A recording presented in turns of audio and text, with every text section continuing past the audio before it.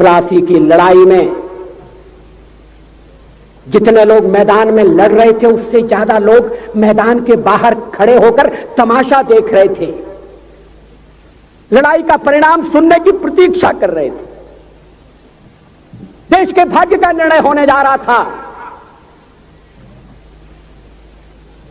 मगर उस निर्णय में सारा देश शामिल नहीं था। विदेश मंत्री के नाते मैं अफगानिस्तान गया था। आपको सुनकर ताज्जुब होगा, अफगानिस्तान के अपने मेजबानों से मैंने कहा मैं गजनी जाना चाहता हूं, गजनी। पहले वो मेरी बात उनकी समझ में नहीं आई, कहने लगे गजनी तो कोई टूरिस्ट स्पॉट नहीं है, गजनी में कोई 5 स्टार होटल नहीं है, गजनी में आप जाकर क्या करेंगे, गजनी में आप जाकर क्या देखेंगे। मैं उन्हें पूरी बात नहीं बता सकता था। मेरे हृदय में कहीं गजनी कांटे की तरह से चुभ रहा है। जब से मैंने गजनी से आए एक लुटेरे की कथा पढ़ी है और किशोरावस्था में पढ़ी है, मैं देखना चाहता था वो गजनी कैसा है।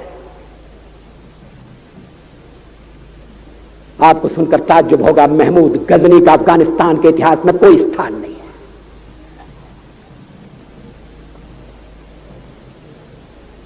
गजनी छोटी सी जगह है, छोटा सा गांव है।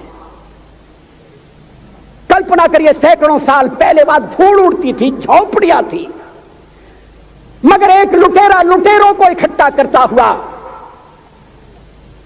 सोने की चिड़िया को लूटने के लिए चला आया। आपस की फूट से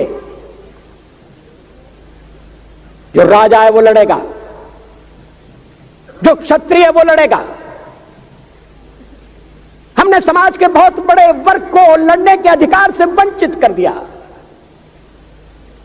हमने उन्हें हथियार नहीं उठाने दिए। मार्शल नॉन मार्शल के आधार पर हमने समाज को बांट दिया। वो लुटेरा सोमनाथ के मंदिर तक चला गया। पुजारी देखते रहे। मंदिर की पूजा भक्तों को करना पड़ती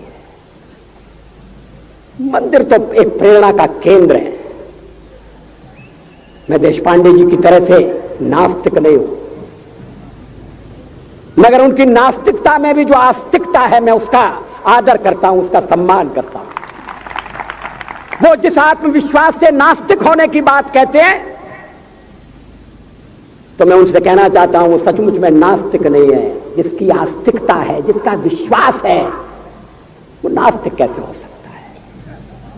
विश्वास किसमें है ये बड़ी बात नहीं है, विश्वास है या नहीं। हमने समाज के बहुत से बड़े वर्ग को विश्वासहीन बना दिया।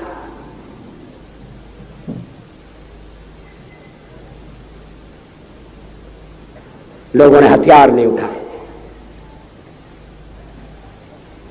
वेद पढ़ने के दरवाजे बंद कर दिए। इसलिए हम पादाक्रांत हुए। अफगानिस्तान में मैंने एक बात और देखी। मुझे जिस होटल में ठहराया गया उसका नाम था कनिष्क। अफगानिस्तान एक मुस्लिम देश है। मुझे बड़ा ताज्जुब हुआ, मैंने कहा कनिष्क यहां कहां से आया।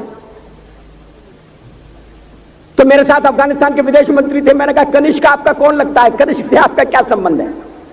कहने लगे कनिष्क हमारा पूर्वज है, कनिष्क हमारा पुरखा है। He was one of our forefathers। मैंने कहा तब तो हमारे आपके पुरखे एक हैं। अफगानिस्तान के लोगों ने उपासना पद्धति बदली है, संस्कृति नहीं बदली। आज के भारत के परिवेश में यह सुनने के बाद थोड़ा विचित्र लगता है। हमारे यहां तो धर्मांतरण के साथ राष्ट्रांतरण होता है, ऐसा दृश्य दिखाई देता है। पड़ोसी देशों में ऐसा नहीं हुआ। अभी राम जन्मभूमि का मामला चल रहा है। एक विदेशी आए, कहने लगे राम जन्मभूमि का क्या झगड़ा है। हमने कहा इस पर विवाद हो रहा है कि श्री राम कहां पैदा हुए थे, और जहां पैदा हुए थे वो स्थान उनके मंदिर के लिए प्रयुक्त किया जाए या न किया जाए। वो इंडोनेशिया से आए थे, वो मुसलमान है। कहने लगे हम तो समझते थे कि राम के लिए सारे भारत में आदर होगा, सम्मान होगा। हमने कहा ये आपने कैसे समझा?